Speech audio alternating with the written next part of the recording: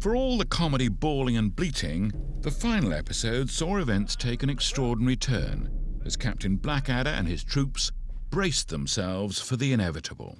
Don't forget your stick, Lieutenant. Right there, sir.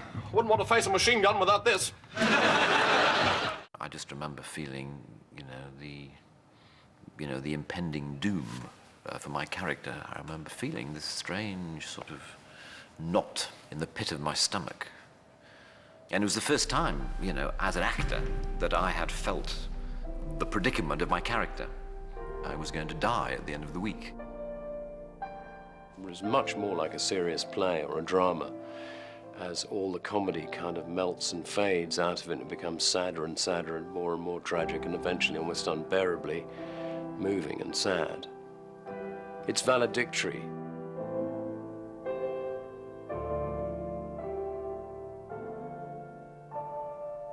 Good luck, everyone. Apparently is the original footage from the very last scene of Blackadder 4 where they all go over the top. And I haven't seen this since 1989.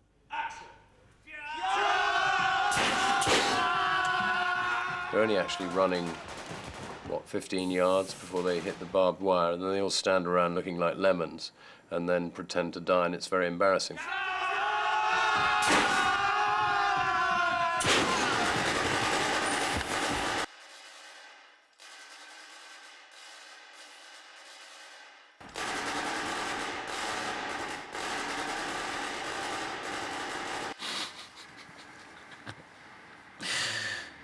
Pretty unconvincing, isn't it? Now, they've done a close-up here.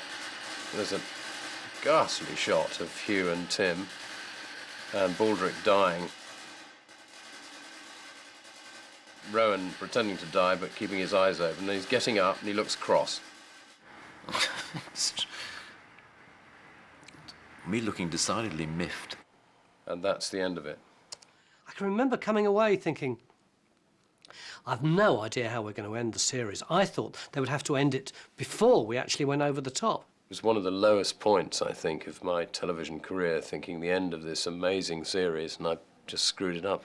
As it was so obvious that we had so little material to work with, we had to really slow the pictures right down in order to stretch them in time. But that produced an incredibly good effect with the flashes which were going over on the right of the picture and the debris that falls over Rowan's character. In slow motion, this suddenly achieved a grandeur which was not obvious in the full motion. So then the assistant editor says, what if we slowed the sound down as well?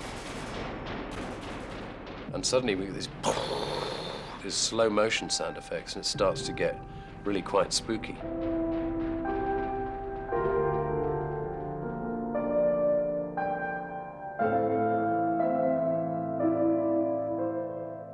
Having got Rowan virtually obscured by the debris, to go to the next shot where we are now in a blank no man's land wide shot, our characters are seen virtually to melt into the landscape. And then somebody, I think it was the PA, said, oh, we should get some poppies. What if, I think, and somebody got very excited and ran upstairs to the picture library and got a still, a transparency of some poppies. Last decision, some bright spark in sound. Let's put some birdsong on it.